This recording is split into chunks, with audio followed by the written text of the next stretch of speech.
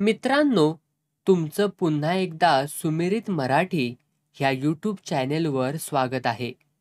आजची कथा सुरू करण्यापूर्वी जर कोणी ह्या चॅनेलवर पहिल्यांदाच आले असाल आणि अजूनही सबस्क्राईब केले नसेल तर नक्की सबस्क्राईब करा.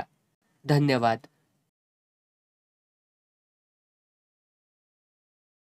त्या विशाल माळावर वामन कांबळ्याच्या घडीवर खडकाला टेकून बसला होता. काहीतरी चाळा म्हणून हातातली काठी अधूनमधून समोरच्या हिरवळीवरती आपटीत होता. आजूबाजूला गुरं चरत होती.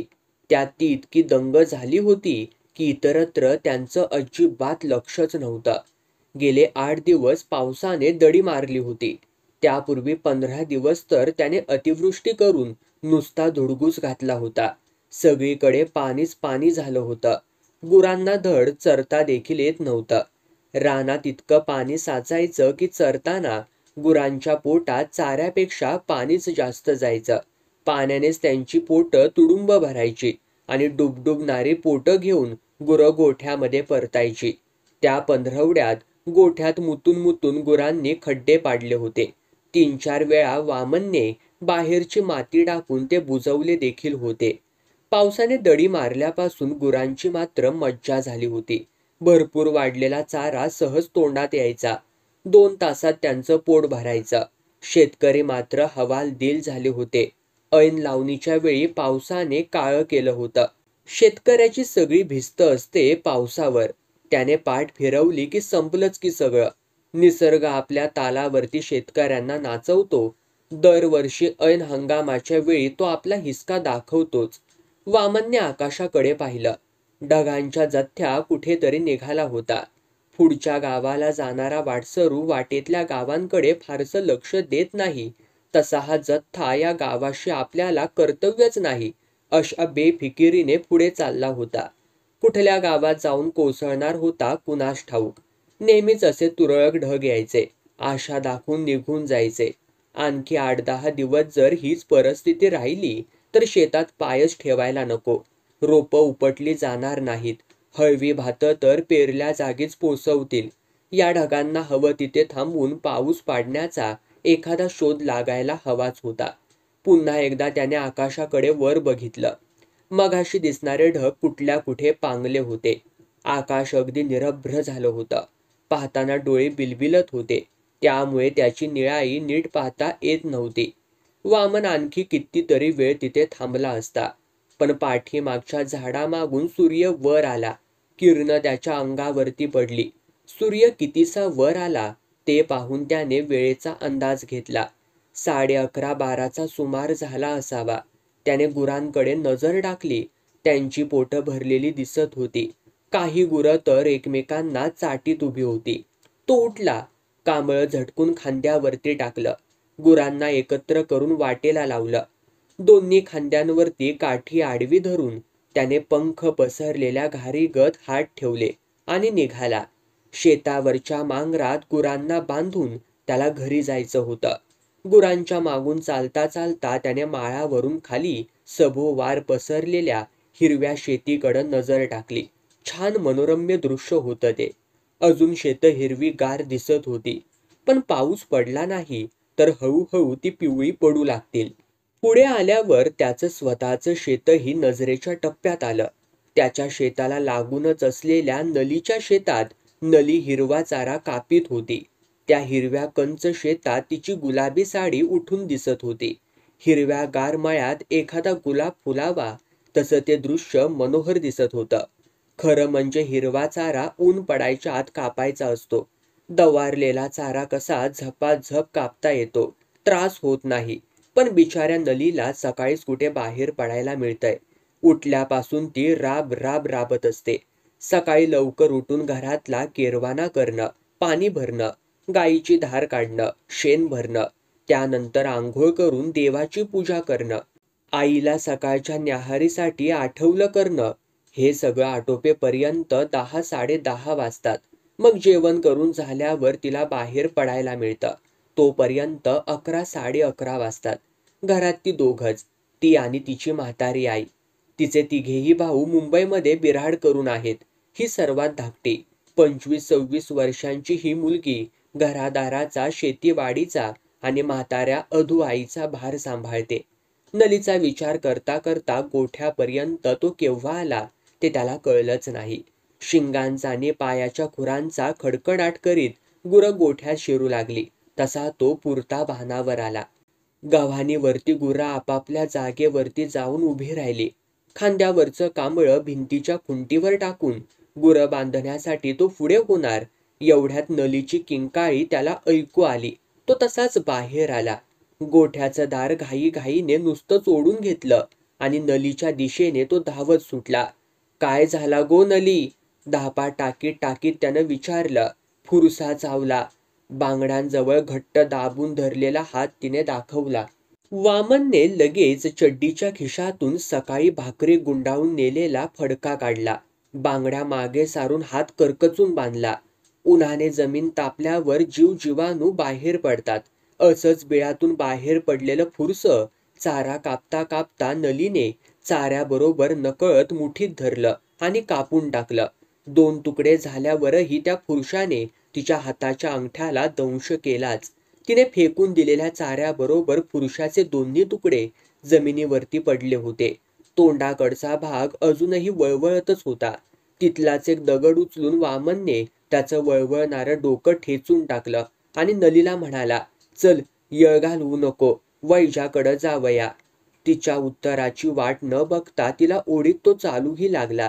थोडं चालल्यावर नली लटपटू लागली. काय गो झाला? त्याने काळजी वाटून विचारलं. चक्कर येता हा, पाय उचलत नाय, कशी बशी नली बोलली. त्याला तिच्या पापण्या जडावल्यासारख्या दिसल्या. मदतीसाठी त्याने आजूबाजूला पाहिलं पण कुणीही नव्हतं. प्रसंग गंभीर होता, बाका होता. त्याने तिला उचलून खांद्यावर घेतलं आणि अण्णा वैजाच्या घराची वाट झपाझप चालू लागला. अण्णा जेवायला बसले होते पण दंशाची केस म्हटल्यावर ते ताटावरून पटकन उठले. नाडी पाहिली. उपचार सुरू झाले. नलीच्या डोळ्यांवरती झापड आली होती. अण्णा पडशीतून मुळ्या काढून देत होते. वामन त्या सहानेवरती उगाळीत होता.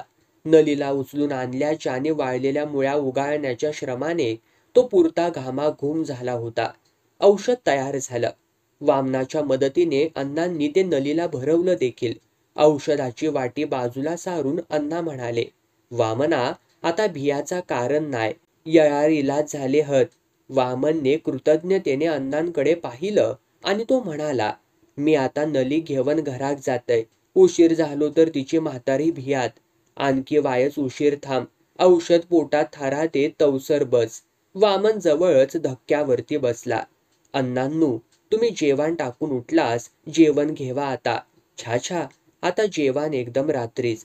पानाचा डबा घेत अण्णा म्हणाले. नली कांबळ्यावरती झोपली होती. वामन तिच्याकडे पाहत बसून राहिला. अण्णांनी पान तोंडात सारलं आणि डबा फळीवर ठेवता ठेवता त्यांनी विचारलं, 10-1 मिनिटा झाली नाय वामना? औषध पोटात गेल्यावर? झाली असतील की. आता घेवन जावं, हरकत नाही काही. वामन उठला. नलीला खांद्यावरून घेऊन तो निघाला. वामना, अण्णांनी हाक मारली. वामन थांबला. मी सांजेचे येईन. आणखी याक औषध देवोचा असा. तवसर पानयाशिवाय कायेक देऊ नको.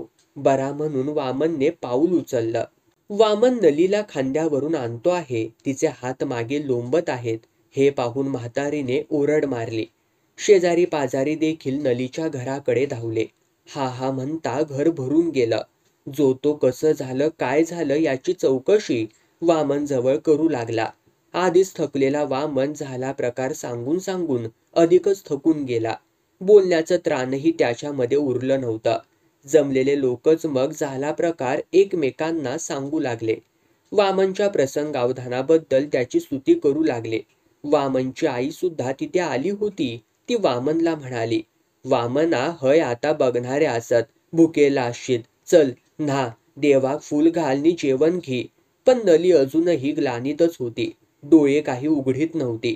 तिला अशा अवस्थेत सोडून घरी जाणं त्याच्या पुरतं जीवावर आलं होतं. पुन्हा एकदा आईने सांगितल्यावर लोकांनीही त्याला जेवून यायला सांगितलं. म्हणाले, अण्णान औषध दिल्यान हा, त्याचा औषध म्हणजे रामबाण उपाय असात. भियाचा कारण नाय. जातो आता. वामन घरी आला. कसे तरी 4 तांबे अंगावरती ओतून घेतले. देवपूजा केली. जेवायचं म्हणून 4 घास जेवला आणि पुन्हा नलीच्या घरी हजर झाला. नली सावध झाली होती. वामनला पाहताच ती हसली. बघता बघता तिच्या डोळ्यांमध्ये पाणी आलं. गो रडतच काय खुळ्यासारख्या? बरा वाटतला आता? नाना मामा म्हणाले. मी मेलच असतंय तर माझे म्हातारे कोणी बघल्या नसता. गो मरतलच की त्या. फुरशी सावान कितीशी माणसा मेलीत आजपर्यंत. शेकड्यात एखाद दुसरा. माझी मराचीच येळ इली. फुरसा चावलाता बघलय काय करूचा ताच समजना. बोंदल्यासारख्या थैसरच उभा राहलंय. पण तितक्यात वामन इलो मनान जगलंय. सर्वान देखत नलीने असं सांगितल्यामुळे वामनाच्या अंगावरती मुठभर मांस चढलं. त्याने जमलेल्या लोकांवरून नजर फिरवली. सगळे कौतुकाने त्याच्याकडेच पाहत होते. त्याला त्या कौतुक भरल्या नजरा पेलवेनात म्हणून त्याने नलीकडं पाहिलं तर ती सुद्धा त्याच्याकडेच पाहत होती. तिच्या डोळ्यांमध्ये कृतज्ञतेचे भाव स्पष्टपणे दिसत होते. आता कसा वाटता हा? त्याने विचारलं. बरा वाटता हा. दुपार चढत होती. जसं कळत होतं तसं एक एक जण येत होता. नलीची चौकशी करीत होता. थोडा वेळ बसून न्हाण्या जेवण्यासाठी जात होता. संध्याकाळी ढोरं सोडणीच्या वेळेपर्यंत लोकांची ये जा चाललीच होती. नंतर मात्र वामन एकटाच तिथे उरला. नली आता झोपली होती. वामना, आत येता येता त्याच्या आईने हाक मारली. काय गे आहे? सांज झाली ढोरा सोडीत नाही हस. ताताच्या बबन्याक सांग वायस सोडू. आता अण्णा येतील आणखी याक औषध देवचा हाय म्हणत होते. बरा बरा. तिने एकदा झोपलेल्या नलीकडं पाहिलं आणि मागे फिरू लागली. वामनाचे औशी घरातून बाहेर येत नलीच्या आईने हाक मारली. इलस तशी जातच की त्या. सांज झाली ढोरा सोडूक व्हई. बबन्याक सांगतय वायच भवडून आणूक. नलीक आराम पडलो हा ना? होय, मगाशीच डोळो लागलो हा. बरा वाटतला. भिया नको. ती झपाझप पाय उचलीत घरी निघाली. वामना, बस हा बाबा. चायक पाणी ठेवतय. नको गे नलीचे औशी. कित्या वगीच तरास घेतस तू? ते तूर तरास कसलो? केदे मोठे उपकार असत तुझे माझ्यावर. आता अण्णा येतीलच एवढ्यात मगे एकदमच कर चाय. असा म्हणतस? बरा तर. तवसर जेवणाचं तरी बघतय नाहीतर सांज झाली काय तो माझो दिस सरलो. नलीची आई रातांधळी होती. अंधार झाला की ती अगतिक होई. माझ्यावरती बसून राही. नलीच्या मदतीशिवाय मग तिला काहीच करता येत नसे. निशाचराने दिवसा गुहेत पडून राहावं तशी तिची एकूणच अवस्था होई. घरचं काही कामधाम ती करायची असं नव्हे, पण घरात तिची जाग असायची. ढोर वासरू घराजवळ आलं तर ती ओरडून त्याला हकलायची किंवा घरातला केरवारा केव्हा तरी लोटायची इतकंच. तासभर दिवस असताना अण्णा लगबगीने नलीच्या घरी पोहोचले. वामन तिथे होताच पहिल्यापासून. त्याने हसून त्यांचं स्वागत केलं. कसा हा नलीचा? खळ्यातच त्यांनी चप्पल काढली. बरा हा, नीज लागली हा. पाणी घेऊन ये पाय धुवक. वामनने पाणी आणून दिलं. खळ्यात पायरीवरती उभं राहून गळ्याचा घोटा हलवीत ते वरून पाणी प्यायले. उरलेला हातापायांवरती ओतून घेतलं. तांब्या वामनाजवळ देऊन उपरण्याने हात पुसले. दुपारी तू गेलच आणि पोकरणकारी इले. इठ्या सावताची म्हातारी थंडगार पडली म्हणान. भर निमरात सून जाऊचा लागला. हाली असले तरा झेपत नाही. पण करतलच काय, वयच पडलंय मा. जगण्या मरण्याचो प्रसंग. म्हातारेन 2 तास खाल्ल्यात पण हाता गावली ह्या नशीब. थैसून घरात गेलंय नि नलीसाठी औषध घेऊन इलय बघ. बरा, ताजावन दे. सान असा मा. असा देवाचे होवरेत असा. पैक घेऊन येतय. नलीची म्हातारी म्हणाली. तू बस गे, मी आणतय ना. वामनने सहानाने पाणी आणलं. अण्णांनू नली कुठू का? नको नको. निजांदेत निजला हा तर. औषधा उगळीपर्यंत अर्धो तास तरी जातय. बस हैसर. सहान धुवून घेऊन तो अण्णांसमोर बसला. अण्णांनी 4-5 प्रकारच्या मुळ्या त्याच्या पुढ्यात टाकल्या. याक पाळ 2-2 चमचे होय तितक्या उजळ. म्हातारे याक वाटी दे माका. गुडघ्यावरती रेटा देत म्हातारी उठली. अण्णा आल्याचे कळताच वाडीतला एक जण नलीच्या घरी पुन्हा जमू लागला. थोड्याच वेळात नलीचं घर माणसांनी गजबजलं. पुरुष, बायका, मुलं यांनी भरून गेलं. नलीला याची काहीच जाणीव नव्हती. तिला गाढ झोप लागली होती. सगळी पाळं उगाळून झाली तशी वामनने सहान बाजूला सारली. वाटी अण्णांसमोर ठेवली. घामाघूम झालेल्या वामनला अण्णांनी शाबासकी दिली. उठवा गे, नलीक जाग्या करा. अण्णांनी सांगितलं. तशा 2-3 पुढे झाल्या. नली जागी झाली. आता कसा वाटता हा गो? बरा वाटता हा अण्णांनू, पण नीज लय येता हा, डोळे जड असत. तसाच वाटतला 1-2 दिवस. उठान बसशीत. नलीने उठण्याचा प्रयत्न केला, पण तिला खूप थकवा आला होता. सकाळपासून तिला खायला काहीच दिलेलं नव्हतं. बायकांनी तिला बस्ती केली. अण्णांनी औषध भरवलं. कसनुसं तोंड करीत नलीने ते घेतलं आणि पुन्हा कलंडू लागली. थांब थांब चेडू वायच, 10-1 मिनिटा मगे नीच. नाय बसवत अण्णांनू, गे त्याका भीतीक टेकून बसवा. बायकांनी तिला तसं बसवलं. तिचे डोळे मिटत होते. मोठ्या कष्टाने ती ते उघडे ठेवायचा प्रयत्न करीत होती. त्यासाठी होणारा त्रास तिच्या चेहऱ्यावरती स्पष्टपणे दिसत होता. हात धुवून आल्यावर अण्णा वाडकऱ्यांमध्ये येऊन बसले. गप्पा सुरू झाल्या. त्यांच्या बोलण्यात वामनचं कौतुकच जास्त होतं. नलीला ते ऐकू येत होतं, पण डोळे उघडून वामनकडे पाहण्याचं त्राण तिच्यामध्ये मात्र उरलं नव्हतं. नलीच्या म्हातारीने वामनला आत बोलावून घेतलं आणि विचारलं, वामना, अण्णांका चाय देवक व्हय होती. ठेव तर, वामन म्हणाला. इतक्यांका पुरण्यासारखी साकार नाय हा, नि दूध पण नाय हा घरात. सगळ्यांका कित्या देवक व्हई, भजन असा की पूजा असा. अण्णांपुरती कब्बर ठेव. तुका माका नको. मनान मगाशी तुका देयत होतय, ता मरान देत गे. आता अण्णांपुरतीच ठेव. ते आता जावक बाहेर पडतील. वामन बाहेर आला. अण्णांनी नुकतीच विनोदी गजाल सांगितली असावी. सगळे पोट दाबून हसत होते. बायकांनीही तोंडाला पदर लावले होते. आरुंदेकार डॉक्टराची गजाल ठावक असा तुमका?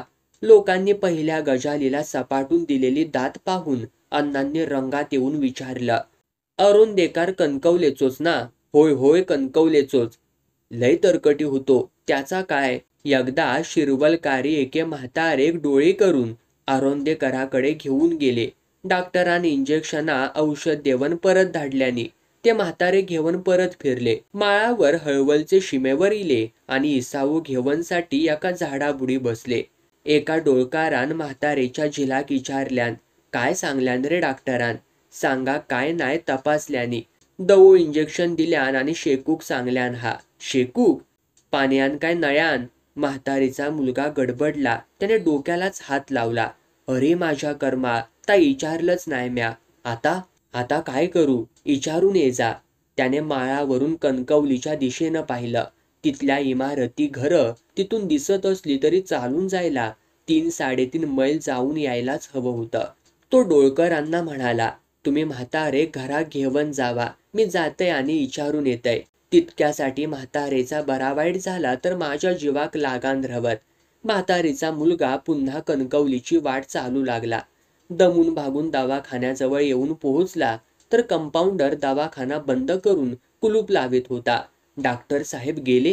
त्याने विचारलं. नाय, त्यांका भुतूर ठेवून मी बाहेर सन कुलाप लावतय. तो तिरसटपणे म्हणाला. रागार जाऊ नको कंपाऊंडर साहेब, वायच विचारूचा होता डॉक्टर साहेबांका. त्याला साहेब म्हटल्याचा परिणाम झाल्यामुळे की काय कुणास ठाऊक, तो चांगला बोलला. म्हणाला, लवकर जावा तर, ते बघा गाडीत बसतहत. गाडी चालू करूक नाय हा तवसर जावा. तो धावत धावत गाडी जवळ गेला. डॉक्टरांनी एव्हाना गाडी सुरू केली होती. डॉक्टर साहेब. कपाळाला असंख्य आठ्या घालीत डॉक्टरांनी त्याच्याकडं पाहिलं. डॉक्टर साहेब, म्हातारीक शेक देवक सांगलास, पण हून पानियान शेकू काय नयान शेकू? आपली जळजळीत नजर त्याच्यावरती रोखून डॉक्टर म्हणाले. चारी बाजूनी लाकडं पेटव आणि मध्ये म्हातारीला ठेव. अण्णांच्या ह्या किश्याला पूर्वीपेक्षा चांगली दाद मिळाली. सर्वांप्रमाणेच वामनला सुद्धा हसू आलं. नलीला हा किस्सा कितपत आवडला ते आजमावण्यासाठी त्याने तिच्याकडं पाहिलं. ती अजूनही डोळे मिटून भिंतीला टेकूनच बसली होती. ते दृश्य त्याला भयानक वाटलं. अण्णांनू नलीक आता निजान देत. होय होय, निजव आता, बरोच उशीर झालो हा. बायकांनी तिला माच्यावर झोपवलं. अंगावरचे कपडे व्यवस्थित करून पांघरून घातलं. खावं काय द्यायचा? वामना, आणि 1-1.5 तास काय देऊ नको. मगे तिळसाण सोडून कायव देवा. समजला? हा. बरा, अंधार पडत इलो हा. जातय मी. सर्वांचा निरोप घेऊन अण्णा गेले. हळूहळू जमलेल्यांतही एक जण उठू लागला.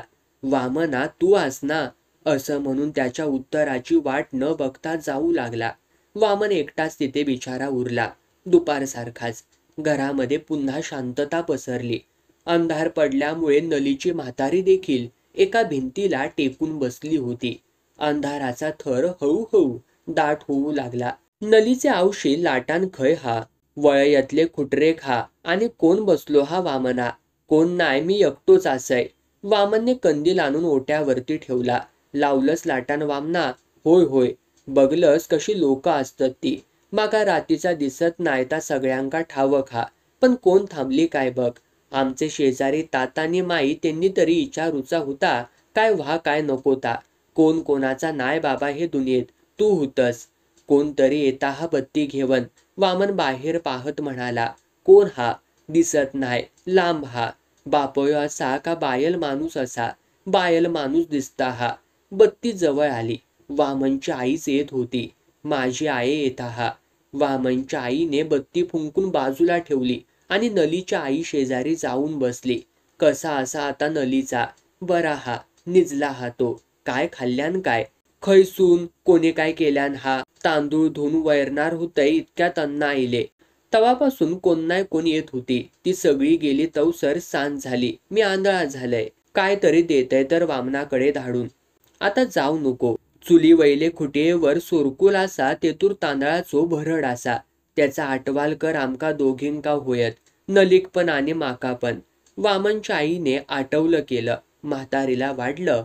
नलीलाही भरवलं. तिच्या पाठीवरून प्रेमाने हात फिरवला. थोपटलं. नलीने तिच्या छातीवरती डोकं ठेवलं. तिचे डोळे भरून आले. तिनं सांजेची डोळ्यात दुका आणू नये. निवांत रव. आता बरा वाटतला तुका. तिने तिला समजावलं आणि झोपवलं. दिव्याचा उजेड आधी घरात आला आणि पाठोपाठ ताता आणि हातात झाकलेलं ताट घेऊन माई आली. नलीक जेवण आणलंय. गे नली जेवला हा, वामनची आई म्हणाली. आत्ताच आटवालं भरवलंय तिका. इतके लांबसून तुम्ही कित्या आणलास? आम्ही जवळची नाय होतत होय.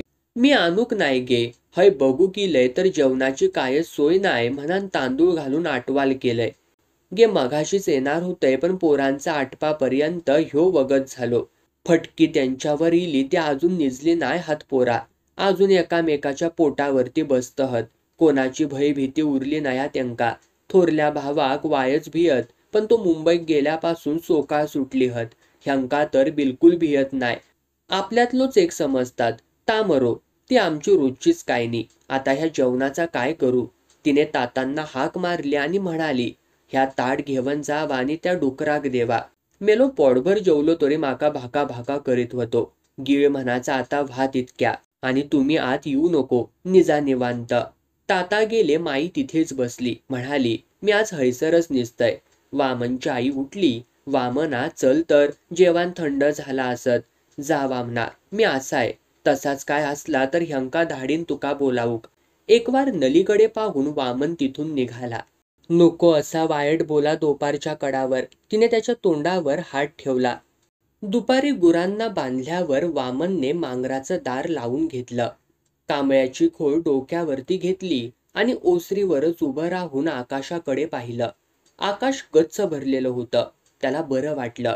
गेले 2-3 दिवस पुन्हा पावसाला चांगली सुरुवात झाली होती. भुरुभुरू का होईना पण रात्रंदिवस पाऊस पडत होता. हवेत गारठा दाटून राहिला होता. शेत एकदा नजरेखाली घालावं म्हणून त्याने कांबळ अंगाभोवती लपेटून घेतलं आणि तो निघाला. शेतातून फिरताना त्याला हुरूप वाटला. 4 दिवसांपूर्वी निस्तेज दिसणाऱ्या ज्या शेताकडे पाहून नुकसानीच्या भीतीने धडकी भरायची, ते शेत आता तरारलं होतं. हिरवंगार झालं होतं. प्रत्येक तृणातून नव्या पातीची पोपटी सुई डोकावीत होती. वाफे पाण्याने भरले होते. शेतातून फिरता फिरता त्याचं लक्ष नलीच्या शेताकडे गेलं. नलीला फुरसं चावलं. त्या दिवशी नलीने ठेवलेला चारीचा झाप अजूनही तिथे त्या मेरेवरच होता. अर्ध्या अधिक झापामध्ये 4 होती. ती वाळली होती. त्यानंतर पाऊस पडल्यामुळे ती कुजू लागली होती. झाप असाच इथे राहिला तर तोही कुजून जाईल म्हणून तो त्यातली 4 ओतू लागला. मेरेवरती नलीची कोयती सुद्धा होती. तिच्यावरती गंज चढला होता. कोयत्या आणि झाप घेऊन तो निघाला. 5-6 दिवसांपूर्वी घडलेला तो प्रसंग त्याला आठवला. फुरसं चावल्यावर घाबरलेली नली, तिचं ओरडणं, आपलं धावत येणं, फडक्याने तिचा हात बांधणं, तिचा हात धरून चालणं, तिला खांद्यावरून अण्णांकडे नेणं, हे सगळं क्रमाक्रमाने आठवलं. त्यावेळी झालेला तिचा स्पर्श आज प्रथमच त्याला आठवला, जाणवला. केव्हा तरी जमिनीवरती पडलेल्या बियांना पाऊस पडताच अंकुर फुटावे तसं झालं. तरुण स्त्रीचा त्याने अनुभवलेला तो पहिला स्पर्श. आज 6 दिवसानंतर त्याला त्या स्पर्शातलं सुख जाणवू लागलं. एक वेगळीच भावना मनामध्ये झंकारून गेली. तिच्या समाचारासाठी रोज घरी गेल्यावर त्याचं आणि नलीचं बोलणं, तिचं कृतज्ञतेनं त्याच्याकडं पाहणं आणि धिटाईने पाहत राहणं सारं आठवू लागलं. 8-10 दिवसांच्या औषधोपचारानंतर नली साप बरी झाली. कामासाठी बाहेर देखील जाऊ लागली. अण्णासुद्धा यायचे बंद झाले. आपल्यात काहीतरी फरक पडला आहे असं वामनला वाटू लागलं. नलीकडे आपण पूर्वीच्या नजरेने पाहत होतो, ती नजर आता बदलली आहे अशी शंका त्याला आली. रोज नलीच्या घरी जावंसं वाटतं, तिच्याकडे पाहत बसावंसं वाटतं, तिच्याशी बोलावंसं वाटतं. हे 8-10 दिवसात लागलेल्या सवयीमुळे की दुसरंच काही कारण आहे त्याला नीटसं कळेच ना. आज सुद्धा त्याला नलीकडे जावं असं वाटत होतं. पण नली आता साप बरी झाली. अण्णाही यायचे बंद झाले. आता तिच्या घरी जायला निमित्त काय, पण निमित्ताची गरज आताच का म्हणून भासू लागली. पूर्वी सुद्धा आपण नेहमी नसलो तरी अधूनमधून का होईना तिच्या घरी जात होतो, बसत होतो, गप्पा मारित होतो. मग आत्ताच काहीतरी निमित्त हवं असं आपल्याला का वाटू लागलं. आपली नजर, आपली भावना बदलली आहे हेच मात्र खरं. जावं की नको या विचारात बराच वेळ तो अडकून पडला होता. हळूहळू उजेड अंधारात विरघळला तसा तो उठला. खोरणातला टॉर्च घेऊन घराबाहेर पडला. नलीची म्हातारी ओट्यावरच्या माच्यावरती एकटीच बसली होती. कुणीतरी आल्याची चाहूल तिला लागली. कोण गो? तिने विचारलं. मी तो वामन. बस बस. म्हातारीने नलीला हाक मारली. गो नली, वामन इलो हा. हातातलं काम बाजीला सारून नली ओट्यावरती आली. वामन जमिनीवरच बसलेला पाहून दांडीवरचं कांबळं काढून त्याच्याजवळ देत ती म्हणाली, जमिनीवरच बसलंस, ह्या कांबळा घे. कांबळं अंथरून तो भिंतीला टेकून बैजवार बसला. बस हा, येतय म्या. नली आत गेली. फुरसं चावल्यापासून रोज यावेळी शेजारचं पाजारचं कुणी ना कुणीतरी नलीला पाहायला यायचं. आज मात्र वामन एकटाच आला होता. दुसरं कोणी आलेलं नाही म्हणून त्याला बरं वाटलं. वामना, तू होतयस म्हणान माझा पॉर हातात घावला. लय उपकार झाले बाबा तुझे. डोळ्याला पदर लावीत म्हातारी म्हणाली. तिचा स्वर कातर झाला होता. काय बोलावं ते वामनला कळेना. काहीतरी बोलायचं म्हणून तो म्हणाला, उपकार कसले. नलीचा नशीब बरा होता. नशीब बरा काय फुटक्या कोणाक ठावक. आतून पेटवून आणलेला कंदील ओट्यावर ठेवीत नली म्हणाली आणि तिथेच वामनच्या शेजारी जाऊन बसली. नलीच्या चेहऱ्यावर निराशा स्पष्टपणे दिसत होती. काही वेळ वामन तिच्याकडे पाहतच राहिला. तिने त्याच्याकडे पाहिलं. दोघांची नदरानदर झाली. चोर पकडले गेले. मग त्यांच्या नजरा तिसरीकडेच वळल्या. बराच वेळ दोघंही गप्प होती. नली, वायस पाणी आण गो, ताण लागली हा. म्हातारीने शांतता भंग केला. वामनकडे बघून मग म्हातारीकडे बघत नली म्हणाली, आता जेव एकदम. आता पाणी खालस तर मग जेवचंच नाय. वाढू? वामन गेलो? नाय बसलो हा. आता नको मगेच वाढतर. कित्या? वामन काय तुका जेव नको म्हणान सांगता हा? नली उठली. म्हातारीला खाली उतरवून हाताला धरून आत घेऊन गेली. रांदपाच्या ववरीत तिला जेवायला वाढून परतली. दोघही गप्प होती. खूप खूप बोलावंसं वाटत होतं. पण काय बोलायचं तेच मात्र कळत नव्हतं. नली, वामनने हाक मारली. तिने मान वर करून वामनकडे पाहिलं. असा कित्या म्हटलंस मघाशी? काय? नशीब बरा काय फुटक्या कोणाक ठावक असा. तर काय म्हणावं ती बाहेर पाहत म्हणाली. पण असा कित्या म्हणतस तू? तुका काय ठावक नाय वामना. मी 3 भावाचे पाठीर जलामलली. तिकळी, अवलक्षणी. माझा लगीन कसा होतला रे. त्या पक्षी जन्मल्याबरोबरच मेलय असतंय तर बरा झाला असता.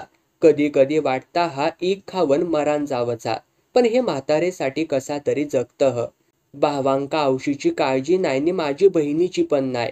नलीच्या या घायाळ असहाय्य शब्दांनी वामनचं काळीच गलबललं. बोलण्यासाठी त्याच्या तोंडातून शब्दच निघाला नाही. नली अलीकडे निस्तेज आणि क्रूश का दिसते याचा उलगडा त्याला आज झाला. स्वतःच्या लग्नाचा, अंधकारमय भवितव्याचा आणि परावलंबी म्हाताऱ्या आईचा विचार ही रात्रंदिवस करीत असणार हे उघडच होतं. ती अजूनही बाहेर पसरलेल्या अंधारातच पाहत होती. समाजामधल्या क्रूर रूढींचा त्याला तिरस्कार वाटला. 3 मुलांनंतर झालेली मुलगी अवलक्षणी असते, अपयशी असते, कुलघातकी असते हा समज ही रूढी कशी काय पडली असेल, कुणी पाडली असेल? ज्यांनी कुणी पाडली त्यांनी अशा मुलींच्या मनाचा विचार का मात्र केला नाही? शेकडो वर्षांपूर्वी अशिक्षित पूर्वजांनी पाडलेली ही रूढी आजचे सुशिक्षित लोक सुद्धा का म्हणून पाळीत आहेत? या रूढीमुळे किती सुंदर आणि कुणी मुलींचे संसार मांडले गेले नसतील. ज्यांचे मांडले गेले त्यांना मनाजोगे जोडीदार मिळाले नसतील. या त्या निष्पाप मुलींचा काय दोष होता? वामनला कळायला लागल्यापासून ही रूढी त्याला ठाऊक होती, पण या रूढीचे दुष्परिणाम त्याला कधी जाणवले नव्हते. म्हणूनच नली तिकळी आहे हे माहीत असूनही त्याने या गोष्टीवरती कधीही विचार केला नव्हता. पण आज मात्र या रूढीची भयानकता त्याला जाणवली होती.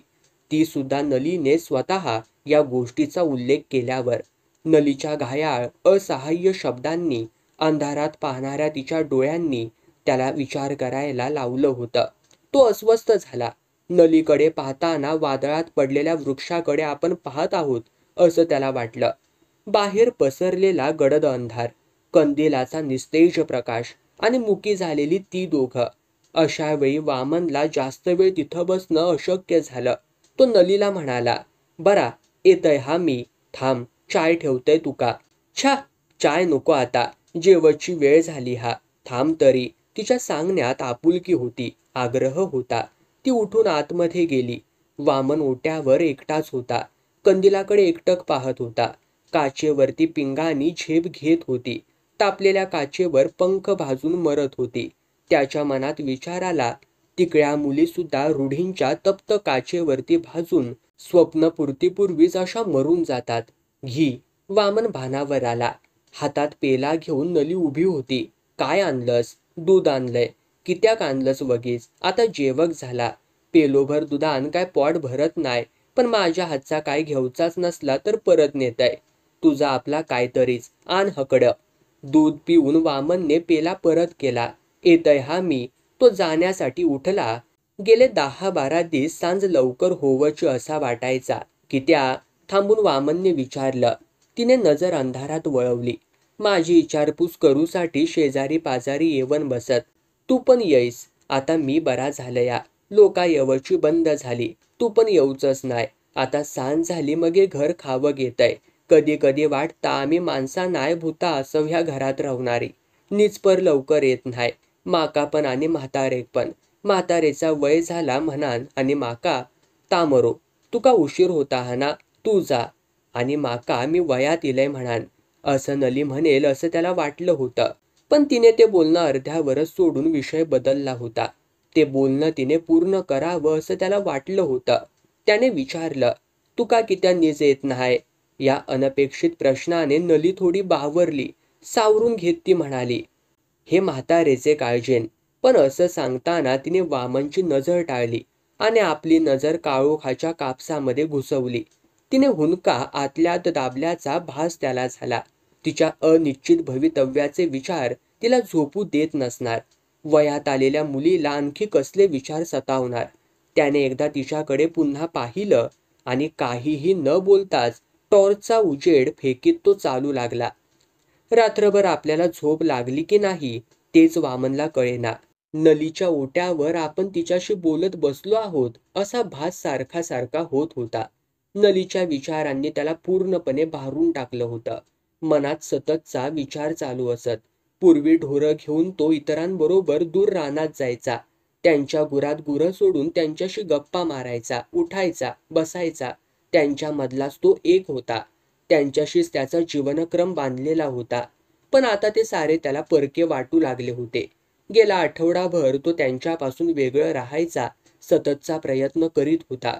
उशिरा उठल्याचा किंवा पाय दुखत असल्याचा बहाणा करून गेल्या आठवड्यात 3-4 वेळा त्याने त्यांच्याबरोबर जायचं टाळलं होतं आणि जवळच्या माळावर एकटाच आपली गुरं घेऊन गेला होता. एकांतात बसून नलीबरोबरचे कल्पनेतले प्रेमाचे खेळ खेळण्यात त्याला आता मौज वाटू लागली. तासन तास तो अशा खेळात रमू लागला. जगाला विसरू लागला. केव्हा एकदा संध्याकाळ होते आणि आपण तिच्या घरी जाऊन बसतोय असं होऊ लागलं. पूर्वी तो रिकामटेकडा बसत नसे. झोप येईपर्यंत घरातलं काहीतरी काम करीत बसायचा. कधी आंबाड्याचे दोर काढ, कधी कुंभयाच्या भिरंड्या सोल, कधी दोरी वळत तर कधी घिरटीला हिडकं घालीत बैस. असा काही ना काही उद्योग चालू असायचा त्याचा. आईने 4 वेळा हाका मारल्याशिवाय तो जेवायला रांदपाच्या ववरीत जायचा नाही. पण अलीकडे त्याने कसल्याच कामाला हात लावला नव्हता. ढोरं बांधली, त्यांना 4 पेंडी घातली की तो नलीकडे जाऊन बसायचा. तिथून घरी आला की जेवायचा आणि माच्यावरती सताड उताना पडून छपराकडे पाहत विचारामध्ये गढून जायचा. नलीचं चिंतन करण्याखेरीज काहीच करावंसं वाटत नसे त्याला. नलीची अवस्था सुद्धा वेगळी नव्हती. पूर्वी कंटाळवाणी वाटणारी संध्याकाळ आता तिला लोभसवाणी वाटू लागली. भीतीदायक विचारांनी असह्य होणारी रात्र स्वप्नांनी सजू लागली. बोलता बोलता प्रेम व्यक्त झालं. एकमेकांची अनावर ओढ लागली. शब्द मुके झाले. स्पर्श बोलू लागले. अंधार गंधित झाला. मन शेवरीच्या कापसासारखी हलकी झाली. उंच झेपावली. चांदण्यांशी बोलू लागली. चंद्राशी हसू लागली. डोळ्यांनी प्यायलेली नशा अंगभर धुंद होऊ लागली.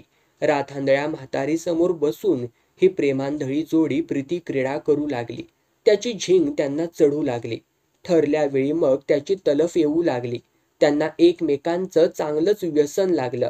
दिवसा उजेडी घरातली कामं आटोपून नली वामनाच्या वाटेवरती डोळे अंथरून बसू लागली. त्याचे पाय सुद्धा दारुड्याचे पाय गुत्त्याकडे वळावेत तसे रोजच संध्याकाळी तिच्या घराकडे वळू लागले. सांज झाली. नेहमीप्रमाणे नलीकडे जाण्यासाठी वामनने खोरणातला टॉर्च घेतला. पायांमध्ये चप्पल सरकवली. त्याची आई याचीच वाट बघत बसली होती. ती पुढे झाली. खय जातस रे, तिने विचारलं. येतंय अर्ध्या 1 तासात. टॉर्चचा प्रकाश झोत स्वतःच्या चेहऱ्यावरती टाकण्याचा चाळा करीत तो म्हणाला. पण जातच खय ता तरी सांगशीत की नाय? असोच फेरी मारून येतय. खोटा कित्या सांगतहस? तू रोज खय जातस ता माका कळत नाय असा तुका वाटता हा? वामन चपापला. पण आईला नक्की काय कळलंय याची खात्री करून घेण्यासाठी त्यानं विचारलं. खय जातय तू सांग ना. नली थय जाते ना तू? तिला राग आल्याचं त्याला स्पष्ट दिसलं, स्पष्ट जाणवलं. जो प्रसंग कधीतरी येणारच असं वामनला वाटलं होतं तो प्रसंग आला होता. त्याला तोंड देण्याची तयारी त्याने आधीच केली होती. आत्ताच काय व्हायचा तो सोक्ष मोक्ष होऊन जाऊ दे म्हणून तो म्हणाला. होय जातय मी. लोका काय म्हणतील त्याचा विचार केलंस तू? लोकाचा नाता धुता पॉर. त्यांच्या घरात बापय माणूस कोण नाय आणि तू रोज सांजे त्यांच्याकडे खय जातहस.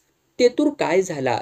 माका उलट विचारतहस. तुझेनी त्याचे पण अब्रूचा खोबरा होवक वेळ लागत नाही. मी नली बरोबर लगीन करतले, त्याने थंडपणे सांगितलं. काय? आश्चर्यचकित होऊन तिने विचारलं. तुझा डोक्या ठिकाणावरती हा ना? होय. काय होय? कित्या? नली रूपा गुणांनी काय वाईट हा? रूप आणि गुण असले मगे झाला हा? आणि काय व्हाया तुका? नली तिकळा हा तुका ठावक न्हाय? ठावक हा.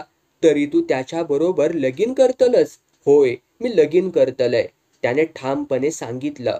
वामनच्या आईला त्याचं आश्चर्य वाटलं.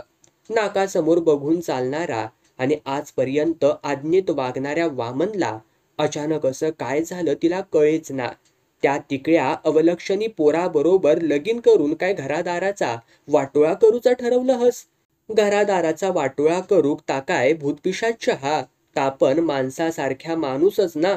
भूतपिशाच्य परवाडला त्याच्यावर उतारो तरी असता रे, पण ह्याच्यावरती उतारो नाय, बिलकुल नाय, ती हातवारे करीत म्हणाली. तिकड्याबरोबर लगीन करून कोणाचा वाटोळा झाला ता तरी सांग माका. वामनच्या या प्रश्नाने मात्र ती गडबडली. तशी उदाहरणे तिला देताच येईनात. माझ्या औशी बापाशून माका लिवक वाचूक शिकवल्याने नाय, नाहीतर कोणाचा वाटोळ झाला त्याची यादी लिवाण ठेवला असतंय म्या. पूर्वापार पूर्वजांनी सांगाण ठेवल्याने ता काय वगीच, ते काय खुळे होते? खुळे नाहीतर काय होते? वामन बाहेर पाहत म्हणाला. ते खुळे आणि तू शानो मोठा आलो. ती भडकली. आईचा रुद्रावतार पाहून वामनने थोडी माघार घेतली. भडकाभडकीने काम होणार नाही, थोडं सामोपचाराने घेऊन बघूया म्हणून समजावणीच्या सुरात तो म्हणाला. आये वायच विचार कर. नलीच्या जाग्यावर तुझा चेडू असता तर परंतु ती काहीही ऐकून घ्यायच्या मनःस्थितीतच नव्हती. ह्या बघ, माका ज्ञान शिकवू नको, सांगते तर ऐकायचा असला तर ऐक, नाहीतर चलतं रह, असं सांगून ती तरातरा आतमध्ये निघून गेली. वामनचा बेरंग झाला. मनावर थोडी उदासी पसरली. नलीकडे जावं की नको या विचारांच्या झोक्यात तो हेलकावे खाऊ लागला. शेवटी मनाचा निश्चय करून तो निघालाच. एवढं सांगून सुद्धा वामन गेल्याचं पाहून त्याची आई धुसफुसू लागली, बडबडू लागली. ते ऐकू येऊ नये म्हणून त्याने आपली गती वाढवली. नली दारातच उभी होती, त्याचीच वाट बघत होती. त्याच्यासाठी कांबळं अंथरता अंथरता तिने विचारलं, काय झालं रे वामना? त्याने माझ्याकडे पाहिलं. आये निजली हा जावन हवरेत, त्याने विचारण्याआधीच तिने सांगितलं. आज लवकरशी, तब्येत नरम असा आज, काय वाटता हा? रोजचाच रे, कपा उठता, तिचा मरो, तुझा काय झाला? खय काय, काय नाही, त्याने उदाशी लपवण्याचा प्रयत्न केला. कबूल करू नको, पण काय तरी झाला हा नक्की, कोण सांगता? सांगा की त्या भया. माणसाचा चेहरो बघून सगळा कळता हा. नली हसली. एक कळला. तिथून दिसणाऱ्या चांदण्या पाहत तो म्हणाला, काय कळला? मी रोज हय येता. काय बोलली मग? बोलतली काय? त्याने किती नजर चुकवली. काय तरी बोलल्याशिवाय तुझं चेहरो उतरलो हा. काय बोलली सांग तरी. ती त्याच्या आणखी जवळ सरकली. तरणी ताटी पोरगी म्हातारे बरोबर एकटी राहता. घरात बापयो माणूस कोण नाय. रोज जाना बरा दिसत नाय. इतक्याच ना? नली हसली. काही वेळ वामन तिच्याकडे पाहत राहिला. मग म्हणाला, तुका अजून विचारूक नाय, पण आईक आज सांगान टाकलंय. काय ता? मी तुझ्या बरोबर लगीन करतलंय म्हणान. काय? नली चकित झाली, घाबरली. खराच की काय रे? काय बोलावं तिला कळेच ना. तिने मान खाली घातली. जमिनीच्या कवंदी काढू लागली. मोठी चूक केलंस तू वामना. एक कवंदा हातात घेऊन चुरडीत ती म्हणाली, तिका सांगायचे अगोदर माका विचारूचा तरी तू, तुझा माझा लगीन होवचा नाय.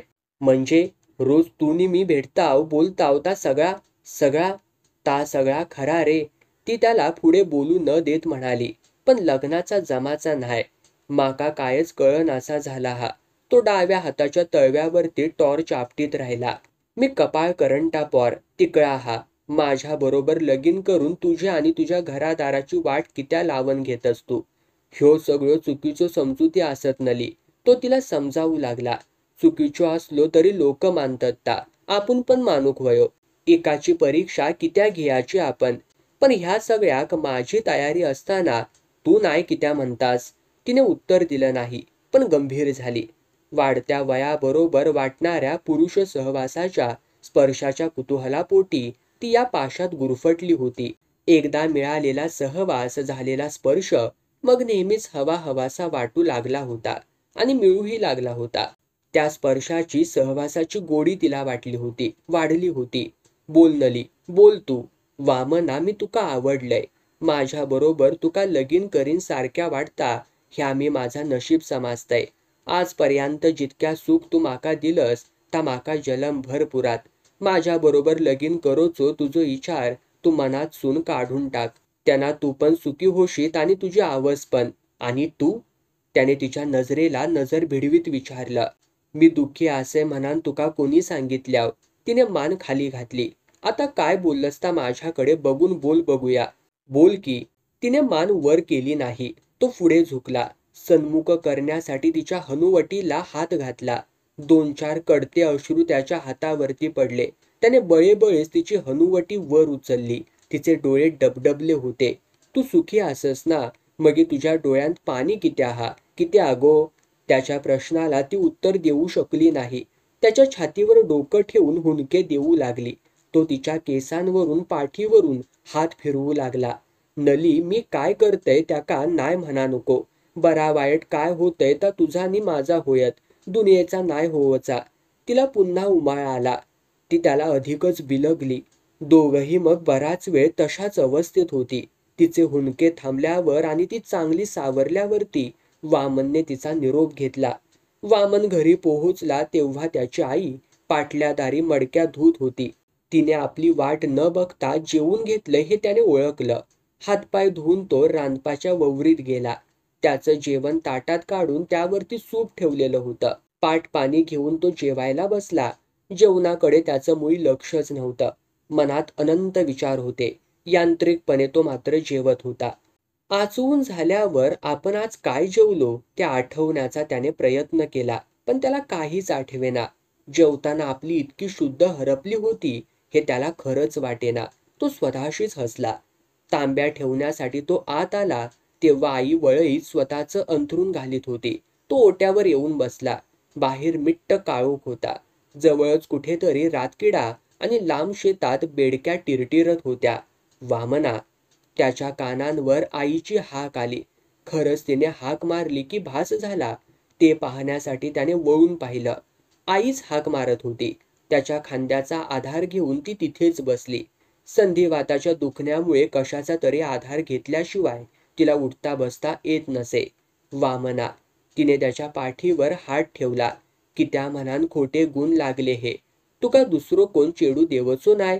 तू काय लंगडो लुळो आसस की काय खुळो आसस हा? समजान सवरान आपल्या हातान आपल्या पायावर दोंडो पाहून घेऊ नको रे. वामन गप्पच होता. काळोखामध्ये बघत होता. ती बोलतच होती. अरे वाडवडिलांनी रीतिरिवाज करून ठेवलेले असत ते कित्या रे? आपल्या भल्यासाठीच ना. वैशाखात तुझं दादा इलो तवा मी त्याच्याकडे तुझ्या लग्नाची गोष्ट काढलेलंय. त्यांना सांगल्यान खर्चाचे दृष्टीन औंदा नाय जमाचा म्हणून. पण तुका औंदाच करूचा असा तर माझे दागदागिने असत ते एक आणि करून टाक. पण त्या नली बरोबर नको. आई खूप समंजसपणे आणि प्रेमळपणे बोलत होती. त्याला त्यातलं काहीच पटत नव्हतं. पण तो उत्तरच देत नव्हता. रात्रीच्या वेळी त्याला कलह करायचाच नव्हता. नलीपॉर वायट नाही रे, गायत्री हा. पण त्याका नाट असा त्याका कोण काय करीत रे. साप सोन्यासारखो दिसलो म्हणान कोण गळ्यात घालीत. अरे गप कित्या तू, बोल की काहीतरी. माका तुझा काय एक पटत न्हाय. मी न्हाय बोलान तर बरा. तिने त्याच्या पाठीवरचा हात काढला. म्हणजे आपला ताच खरा. अरे ते नलीचे भाव ठावक असतात ना तुका कसे असत ते. एकामेकाचा तोंड बी बघित नाय. बहिणीची पण दखल घेत नाय आणि आवशीची पण नाय. नली बरोबर लगीन करीत त्याच्या गळ्यात ती म्हातारी पण पडतली. ती आणखी किती दिवस जगतली. म्हणजे तू सगळं विचार केलेलो दिसता हा. करूक नको. करूक वयो पण तो भल्याचो करूचो. तळपाट करून घेवचो न्हाय. रागाबरोबर तिने ताडकन उठायचा प्रयत्न केला. पण कमरेत कळ आली. दोन्ही हातांनी तिने कंबर दाबून धरली. वामन तिला उठायला मदत करू लागला. पण तिने त्याचे हात झिडकारले आणि भिंतीला धरून हळूहळू उभी राहिली. धरून धरूनच ती वळीत झोपायला गेली. गळ्यापर्यंत गोधडी ओढून आणि डोक्याखाली दोन्ही हात घेऊन वामनही माच्यावरती आडवा झाला. डोक्यातलं विचारांचं काहूर संपावं आणि झोप यावी असं त्याला वाटत होतं. पण झोप त्याच्या आजूबाजूलाही फिरकत नव्हती. बाहेर पावसाची रिमझिम चालू होती. हवेतही गारठा होता. नलीवरून घरात कटुपणा आला होता. आई मुलांमध्ये भांडणं होऊ लागली होती. कुणीतरी आपला हट्ट मागे घेतल्याशिवाय घरात शांतता नांदणं कठीण होतं. स्वतःच्या सुखासाठी वामनने हा नाद सोडावा असं त्याच्या आईला वाटत होतं. स्वतःच्या सुखासाठी वामनने हा नाद सोडावा असं त्याच्या आईला वाटत होतं. तर नलीशी लग्न करण्यातच आपलं सुख असल्यामुळे आईने आपला हट्ट सोडावा असं त्याला वाटत होतं. एकंदरीत तिढा अधिकच घट्ट होत चालला होता. मध्यरात्र उलटून गेली तरी त्याला झोप मात्र येत नव्हती. आणि जागरण होऊनही या त्रांगड्यातून मार्ग निघत नव्हता. उलट जसजसा अधिक विचार करावा तसतशी या प्रकरणात अधिकाधिक गुंतागुंत आहे असं वाटत होतं.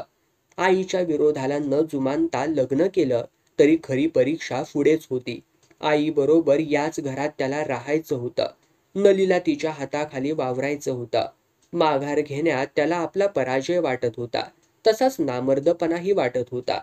एखादी साधी घटना देखील सरळ चालणाऱ्या आयुष्याला वळण देऊन जाते. वामनच्या बाबतीत सुद्धा तसंच घडलं होतं. फुरसं लागण्याच्या अनेक घटना इथे घडतात. पण त्या माणसाला 8-10 दिवस त्रास सहन करण्यापलीकडे फारसं काही होत नाही.